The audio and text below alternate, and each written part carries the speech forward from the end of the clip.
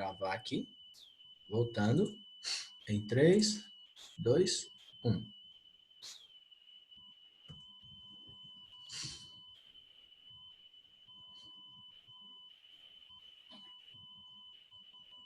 Opa.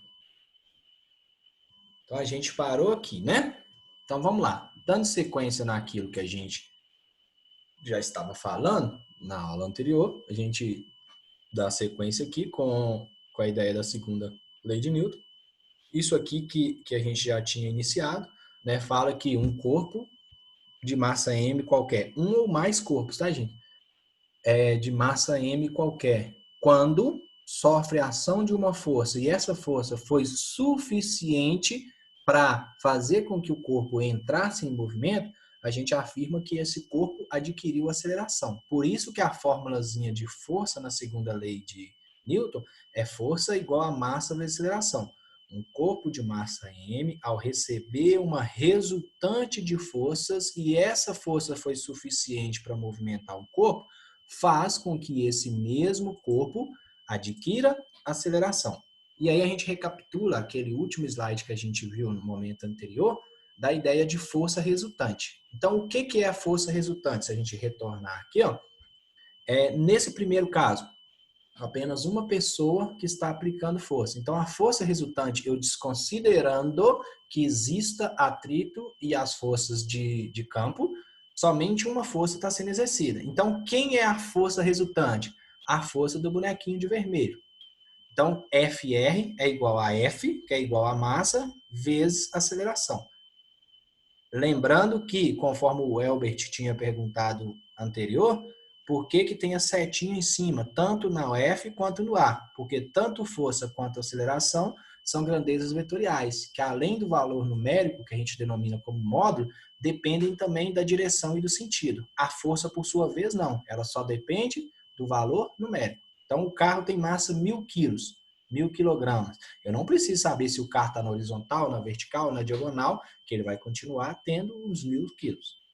Então, essa ideia de força resultante aí, ó, no segundo caso, quantas pessoas estão empurrando o carro? 2. Então, a força resultante vai ser FV, de F de pessoa de vermelho, mais F de VE, de verde. Então, isso, a força do bichinho de vermelho mais a força da mocinha é a própria força resultante. Então, a força resultante vai ser FH mais FM, que é igual a massa vezes aceleração. Na terceira situação, quem vai ser a força resultante? FHM mais FM mais FHS. Isso é igual à própria força resultante, que é igual a massa vezes aceleração. Isto é, sempre a força resultante vai render o produto massa vezes aceleração, independente de quantas forças estão atuando no corpo. Então, a nossa primeira situação aqui, ó, temos apenas uma força. Então, quem é a força resultante? É o próprio F. Esse F aqui é a força resultante. E essa força resultante movimentou o veículo. Então, esse veículo de massa M adquiriu aceleração. Se tivesse mais de uma pessoa, no último aqui seria F1 mais F2 mais F3? Isso. É Aqui, igual a ó. M vezes A? Isso. Aqui, ó. Nesse caso aqui, né? Esse? É. Isso, aqui, ó. F1 mais F2 mais F3 é igual a FR, que é a força resultante, que é igual massa vezes aceleração. Independente de quantos corpos. Se eu tiver 1.000 corpos, eu tenho que fazer a resultante entre eles. Mas poderia estar assim também, tá, Elvis? Por exemplo, F1 e F2 está empurrando para frente e teria um F3 para trás. Aí seria FR, força resultante, F1 mais F2 menos F3. Porque o F3 estaria em sentido oposto. Sacou? Sim. E vale ressaltar que aqui que eu tinha falado para vocês, o F aqui e o A sempre tem a setinha em cima, porque são grandezas vetoriais. Ok? Então, aí eu pergunto para vocês, olha só, se o corpo sofreu a ação de uma resultante de forças e ele entra em movimento, por que ele adquire aceleração e não velocidade?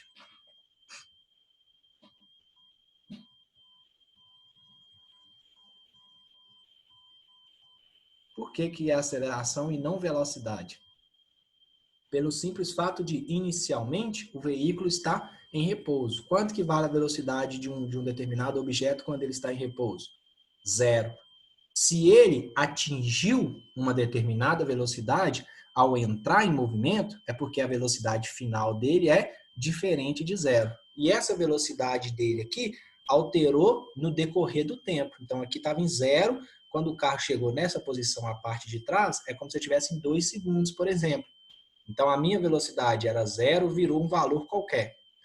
Quando eu vario a velocidade em função do intervalo de tempo, é porque o corpo adquire aceleração. Então, por isso que a fórmula é aceleração e não velocidade. Ok? E aí, ó, agora a gente tem a mesma ideia, tá? Essa parte aqui em negrito é a mesma referência que está no slide anterior, só que agora com uma observação. Nesse terceiro caso aqui, nós temos um bloquinho azul sobre um plano horizontal, haja visto que a gente está falando só de plano horizontal ainda. Então, sobre um plano horizontal, recebe a ação de duas forças de mesma direção, porém em sentidos opostos. Então, isso aqui está errado, tá? Então, né?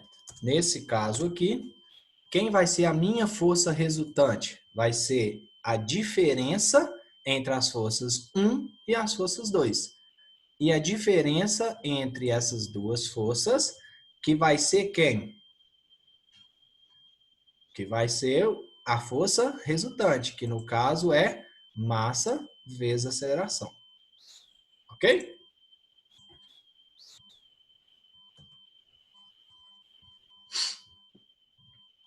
Então, voltando aqui, tá? Feita a correção. Então, ó, força resultante, quando as forças estão em mesma direção e sentidos opostos, é a diferença entre as duas. Ah, professor, mas qual que eu coloco primeiro? F1 menos F2 ou F2 menos F1? Então, voltamos lá de novo, tá? Aí vai depender. Depender de quê? Por exemplo, se eu coloco isso aqui, que matematicamente falando chama-se módulo, eu posso falar que F1 menos F2 é igual a M vezes A, ou F2 menos F1 também é igual a M vezes A. Por quê? Se o F1 for maior que o F2, então na hora que eu fizer F1 menos F2 vai dar um valor positivo. Mas se eu fizer o F1 menor que o F2, vai dar um valor negativo. Porém, quando ele está em módulo, ele sai daqui de dentro positivo. Então, não tem problema. Então, eu oriento sempre colocar o módulo, que aí vai ficar mais fácil o entendimento. Ok? Então, se eu não ponho o módulo, é o maior menos o menor. Colocando o módulo, independe. Isso para movimentos de mesma direção e sentidos opostos, tá? E a última situação, quarta e última, diferente de tudo que a gente viu até então, por quê? Na primeira situação, mesma direção e uma única força atuando. Então, a força F era a própria força resultante. Segunda situação, mesma direção e mesmo sentido. Então, a força resultante era igual o somatório entre as duas forças, F1 e F2, e esse somatório era igual a massa vezes a aceleração. Terceira situação que a gente viu, que é essa aqui agora de azul. Mesma direção, sentido oposto. A força resultante é a diferença entre as duas forças, que é igual ao produto da massa pela aceleração. Nesse nosso último caso aqui, é diferente de tudo o que a gente viu até então. Por quê? A gente tem uma força de vermelho sendo atuada sobre um bloquinho, uma bolinha preta aqui, verticalmente para cima, e uma forcinha F2, sendo horizontalmente para frente. Então, aqui nós temos um pequeno probleminha, que é a ideia de direção diferente e sentido diferente. Aí a gente tem que analisar. Por exemplo, qual vai ser o sentido da aceleração? Nesse caso aqui, onde a força for maior. Se F1 for maior que F2, então a aceleração vai estar para frente. No caso anterior, se era somatório, F1 mais F2, para onde ia a aceleração? No sentido do somatório das duas. Aqui não. A minha aceleração ela vai estar diagonal, né, às duas forças. Então, existe uma força resultante entre F1 e F2, que é onde vai estar o sentido da aceleração. Então, como é que a gente calcula isso? Se a gente analisar aqui, ó, essa retinha verde é o mesmo tracejado verde e essa vermelha é o mesmo tracejado de vermelho. Então, aqui a gente forma um denominado triângulo retângulo. Aí é onde a gente pode usar o teorema de Pitágoras. A soma do quadrado dos catetos é igual ao quadrado da hipotenusa. Quem é a hipotenusa? É a força resultante. Então, força resultante ao quadrado é igual a força 1 ao quadrado mais força 2 ao quadrado. Para a gente tirar esse quadrado da força resultante, basta colocar o que está do outro lado da igualdade em raiz quadrada. Então, para esse caso aqui, a força resultante é raiz quadrada da soma entre as duas forças, F1 e F2 ao quadrado, igual a massa vezes a aceleração.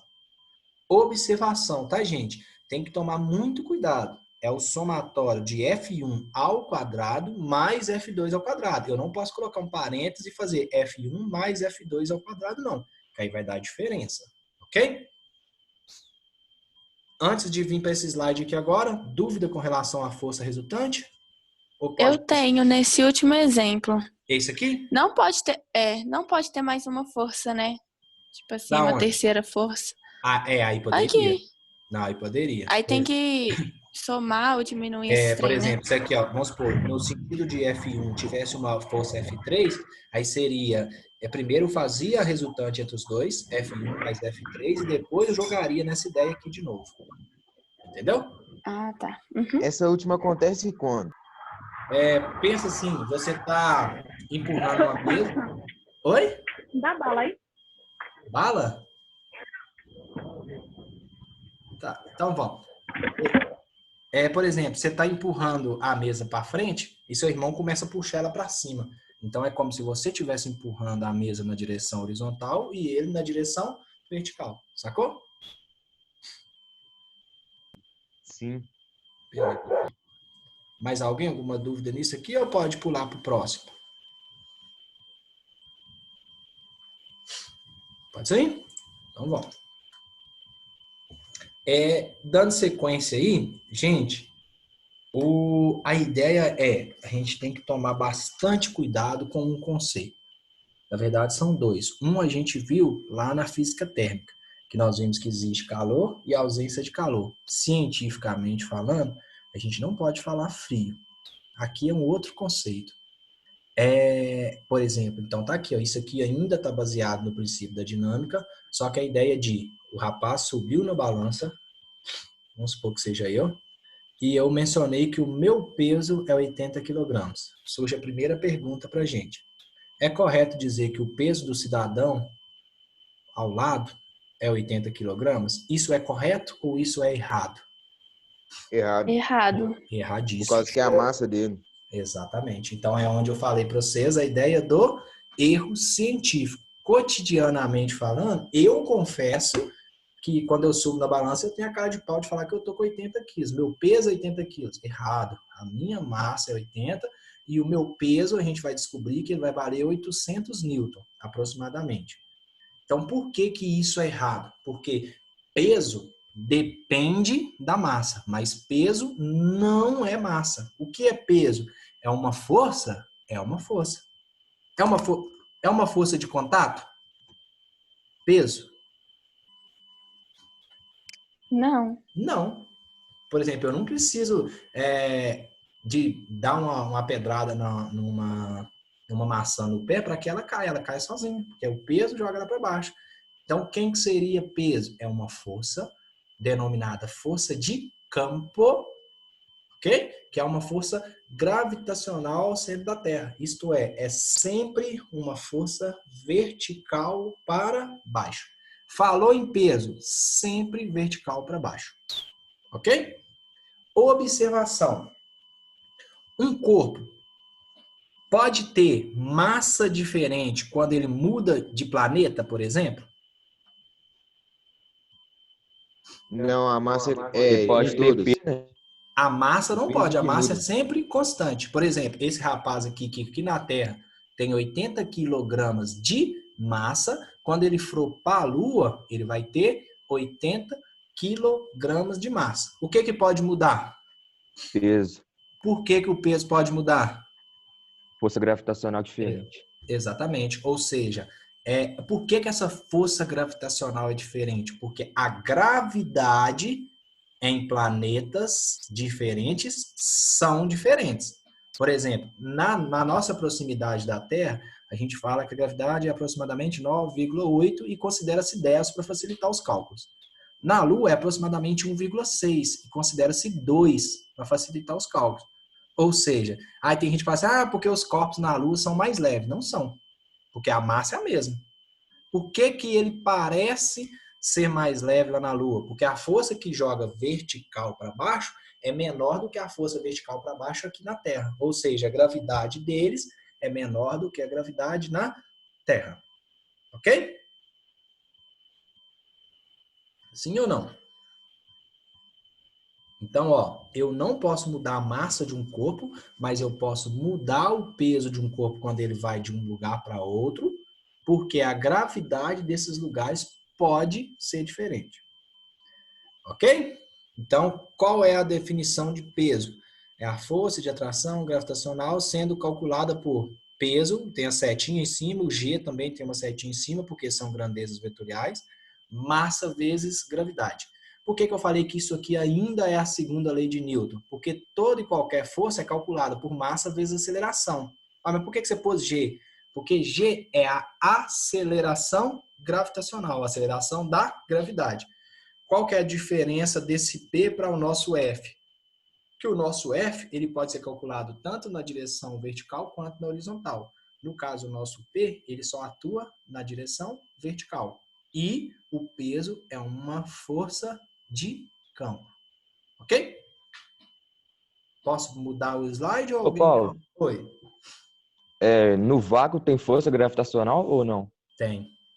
Pequena, mas tem. Por quê? Muita gente fala em gravidade zero. Na verdade, essa gravidade zero não existe. Pode ter um valor bem próximo de zero, mas zero não. Então, se existe gravidade e se existe uma partícula, porque o que é partícula? É tudo que tem massa e possui lugar no espaço.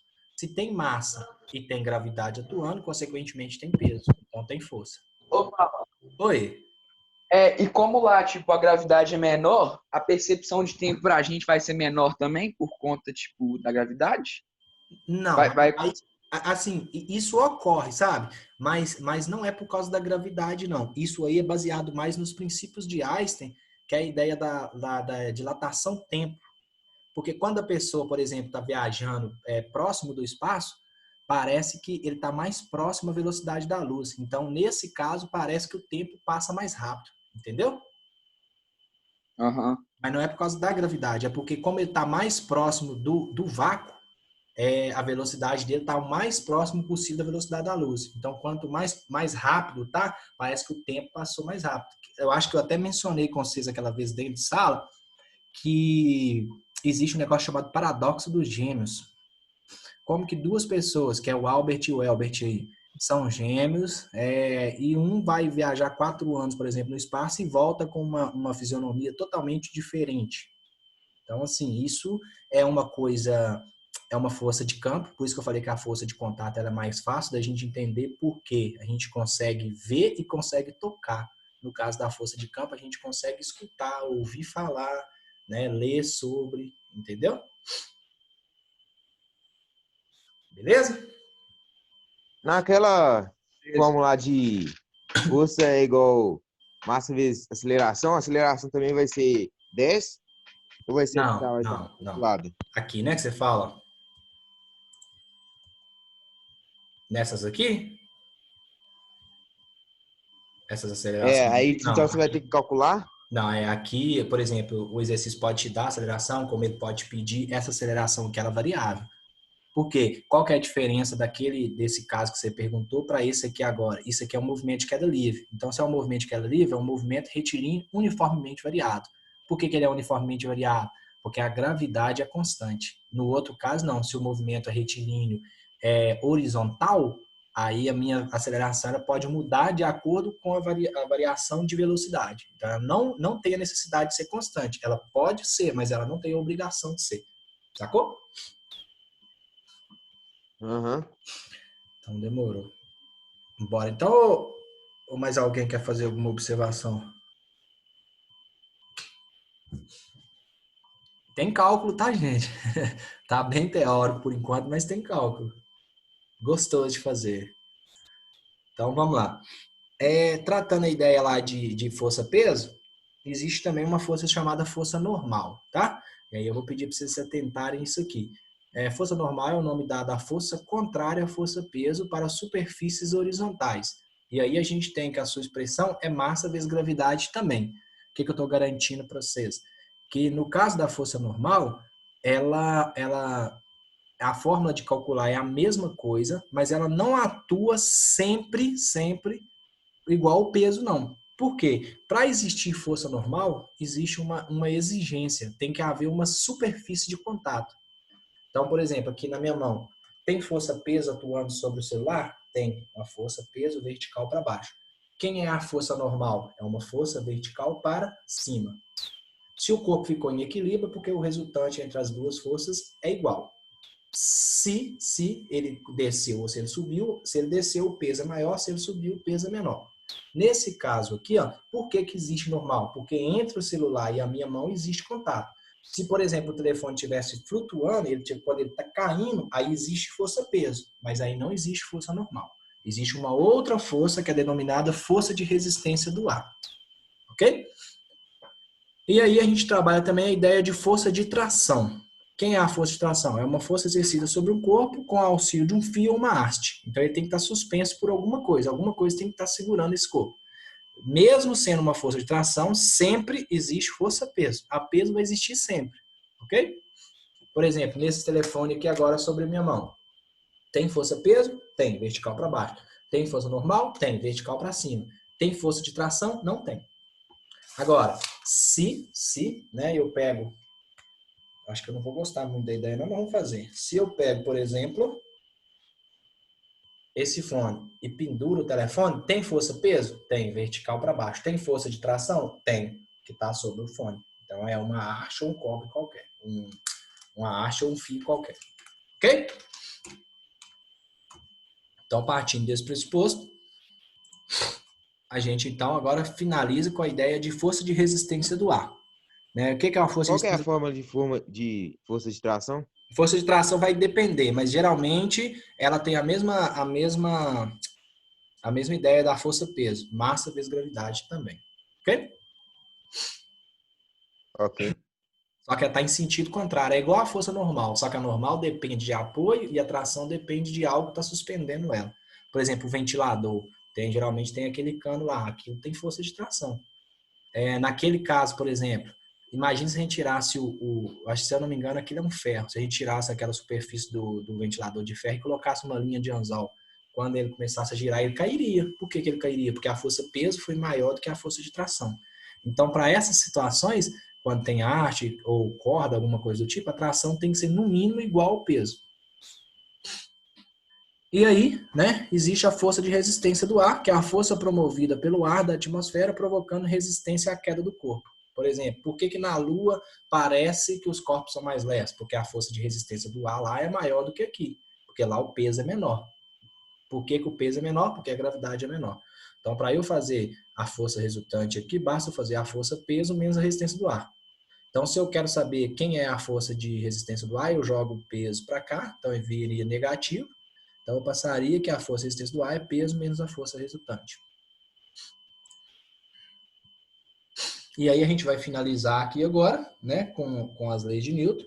E a primeira ideia que a gente tem é a lei de ação e reação. Ok? Ok? Ação e reação. Quem já teve o azar de dar um pontapé numa pedra grande, já sentiu que, embora tivesse exercido uma força sobre a pedra, houve uma reação recíproca da pedra sobre o seu pé. Gente, uma observação. A gente tem que tomar muito cuidado quando se trata de terceira lei de Newton, que é ação e reação. Muita gente pensa que, por exemplo, eu briguei, o cara me deu um soco na cara e a minha reação vai ser dar um outro soco na cara dele. Isso não é ação e reação. Quer dizer, é ação e reação, mas são duas ações e reações. Primeira ideia que a gente precisa saber: as forças de ação e reação, elas existem em pares, não existe sozinho. Então, por exemplo, quando essa pessoa que chutou a pedra, ela exerceu uma força de 1000 newton, por exemplo, e a pedra retrucou, dando no pé da pessoa uma força de 1000 newton também. Então, o que vai falar a terceira lei de Newton? Para toda ação consiste em uma respectiva reação de mesma direção, mesma intensidade, porém em sentidos opostos. Então, repare que aqui na pedra, quando a pessoa chutou, a força de A foi exercida em B e a força de B foi exercida em A. Está na mesma direção, tem a mesma intensidade, F de AB é igual a F de BA, porém os sentidos são opostos. Ah, professor, mas eu queria fazer uma referência aí. Porque quando eu chuto uma pedra, se eu chutar muito forte, eu vou sentir muita dor. Posso vir até quebrar o pé. Mas se eu chutar um isopor, não. Isso vai depender do material. Mas a mesma ação que você exerceu no isopor, ele vai retribuir também. Então, se a gente parar para pensar, né? Eu já gostava de física desde que eu era novinho. Mas quando eu percebi que eu entendi o que era ação e reação, eu passei a gostar mais. Por quê? Em uma luta, por exemplo, de UFC, quando uma pessoa dá um soco na cara do outro, e um vai e cai, tecnicamente falando, quem bateu é o vencedor. Mas se olhar cientificamente falando, não existe vencedor. O mesmo cara que tomou o soco no nariz e caiu, deu uma narigada com a mesma intensidade na mão da pessoa. Então eu descobri que eu, quando era muito pequeno, eu era muito, muito levadinho, e eu gostava muito de brigas, eu acompanhava em quase todos. Então, geralmente, em 10 brigas, eu apanhava 11. Aí eu fui saber que eu nunca apanhei de fato. Então, em todas as vezes que eu perdia na luta, de fato, eu empatei. Então, é a mesma ideia. Se eu chuto uma pedra forte, forte, forte, eu vou receber a reação. Então, tem aquela velha máxima, tudo que a gente faz aqui, a gente paga aqui. Então, a mesma ação que eu gero para alguma coisa ou para alguém é retribuído a mim. Antes dos exemplos práticos, alguma observação com relação à terceira lei de Newton? Eu tenho uma pergunta. Uhum. Então, a força-peso e a normal é um exemplo de ação e reação? A normal é reação do peso. Geralmente, o peso é sempre a ação e a normal é a reação. Mas é um exemplo. Sempre o peso é a ação. Porque o peso, ele existe independente se o corpo está apoiado ou não. A reação, não. Ela só existe quando existe apoio e é em reação ao peso. Ok? Mas e se eu chutar a bola no goleiro e defender? Como? Tá, mas então Aí vai ser ação e reação? Isso aí vai ter duas ações e duas reações. Por exemplo, no momento que você chutou a bola, você exerceu uma ação, a bola exerceu uma reação contra o seu pé. Quando ela bate no goleiro, ela foi com uma força de campo, tá? Porque ela foi no ar, então foi uma força de campo, que bateu no goleiro e ele defendeu, então a mesma ação que a bola deu nele, ele devolveu para a bola. Geralmente, dependendo de se o seu chute for muito forte, o que o goleiro vai fazer? Espalmar, porque ele sofreu uma ação muito grande e a reação também foi muito grande. Agora, se você dá um chute fraquinho, ele vai encaixar ela e vai rir de sua cara. Porque a ação que ele sofreu foi pequena, então a reação também vai ser pequena. Então você teve dois momentos onde teve ação e reação. Beleza? Beleza. Beleza. Então aqui já deu os 10 minutos de novo. Mas a gente tem tempo ainda. Se acabar, a gente abre outro, tá bom? Então aqui, ó, exemplos práticos da terceira lei de Newton.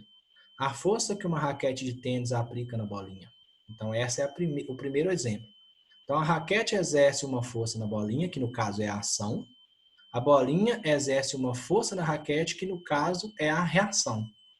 Observação: as forças de ação e reação possuem mesmo módulo. O que é módulo? Intensidade, valor numérico. Mesma direção, porém em sentidos opostos. Então, o que está falando nessa observação? Que a lei de ação e reação consiste em, para toda ação, em uma respectiva reação de mesma direção, mesma intensidade, porém em sentido oposto. Então, quando a raquete exerce uma ação na bolinha, a bolinha exerce uma ação na raquete. E o segundo exemplo prático aqui, a força que o pé de um atleta aplica sobre o asfalto. A gente nunca parou para pensar, mas a gente sempre para reclamar. Por exemplo, para que eu tenho que estudar isso? O que isso vai mudar na minha vida? Só que a gente não entende que o tempo todo no nosso dia a dia é física. Então, quando eu estou andando, eu nunca parei para pensar que isso aí poderia ser uma lei de Newton. E é. Porque quando eu estou andando, eu empurro o chão para trás, que é conforme está o desenho aqui, e o chão em reação me joga para frente. Então eu aplico uma ação no chão e o chão devolve da mesma intensidade, mesma direção, porém em sentido oposto. E aí chegamos nos brinquedos. Vamos fazer isso daqui e aí a gente abre uma nova guia, tá bom?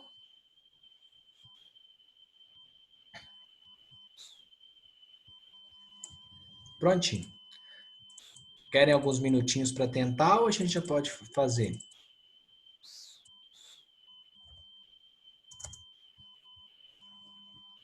Ó, esse é o exemplo mais fácil possível que vocês poderiam ter. Vou deixar 2 minutinhos para vocês tentarem até eu buscar uma água ali e aí a gente faça a correção. Tá bom?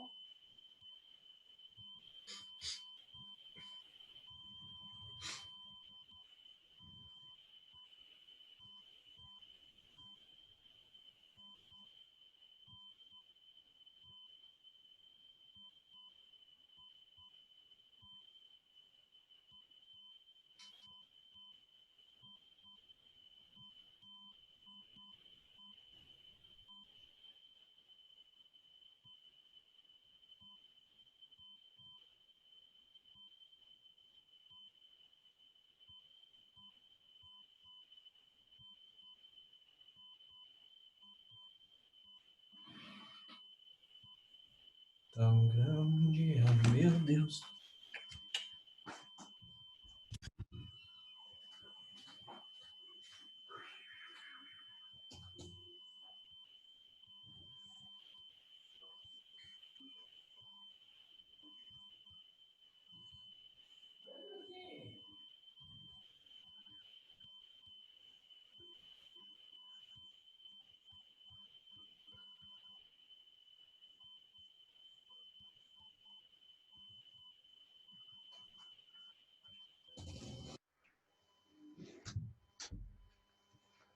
Quanto que a gente tem de aceleração?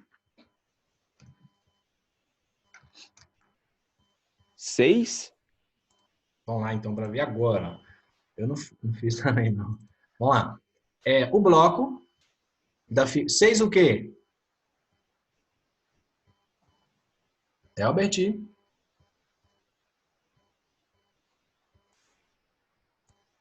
Albert, 6 o quê? Não sei. Então, vamos lá. Só uma observação. Força é dada em quê? Newton. Newton. Reparem que eu nem quis colocar as unidades de medida porque a gente está trabalhando nas leis de Newton, né? Que é o princípio da força. Então, eu nem quis pôr. Então, vamos lá. O bloco da figura está apoiado em um plano horizontal, sem atrito. Mais adiante nós vamos ver que vai ter atrito, mas por hora a gente não sabe ainda. E submetido à ação de duas forças, F1 e F2, paralelas ao plano, então elas estão paralelas ao plano, de mesma direção e sentidos opostos, ou seja, F1 está para trás e F2 está para frente. Sabe-se que a massa do bloco é 3 kg. Então, ó, informação, massa pequenininho. Então, a Márcia é 3 quilogramas. Segunda informação, a força 1, ela vale 12 newton. E a força 2, ela vale 30 newton. Determine a aceleração. Então, a gente sabe que está pedindo para a gente achar o Azinho. Então, Azinho, interrogação, aceleração, quanto que vale? Beleza? Então, ó, os dados já foram fornecidos pelo próprio exercício e resta a gente agora resolver. Esse é o exercício mais simples possível, tá, gente? Só para a gente contextualizar o que foi falado. Então, quem que está pedindo? Está pedindo aceleração. Primeira coisa que a gente tem que analisar. Quantas forças estão atuando sobre o corpo? Por enquanto, eu não estou falando de peso. Hã? 2. Na verdade, assim, forças horizontais são 2, mas são 4 forças atuando. Tem a força 1 para trás, a força 2 para frente, a força peso vertical para baixo e a normal vertical para cima. Porém, a força peso e a força normal, a resultante entre elas é 0. Então, não vai interferir em nada. Observação, tá, gente? A resultante entre duas forças ou mais pode ser nula, mas eu nunca posso falar que uma força anula a outra. Uma força nunca anula a outra. A resultante entre elas pode ser nula, mas uma não anula a outra. Então, nesse caso, nós temos duas horizontais, onde F2 está para frente e F1 para trás. Quem seria a minha força resultante que, conforme nós tínhamos visto? É o somatório entre as forças. Só que como elas estão em sentidos opostos, vai ser 18. F2 menos F1. Ou F1 menos F2, se eu fosse fazer, eu tinha que pôr módulo. Como eu não pus módulo, é maior menos a menor. Isso tem que ser igual a massa vezes aceleração. Então, vamos lá. Quem é F2? 30, substituindo valores, menos, quem é F1? 12. Isso tem que ser igual. Quanto que é a massa? 3 vezes a aceleração, que é o que a gente procura. Opa! Vezes a aceleração. Então, vai dar 30 menos 12, 8, igual a...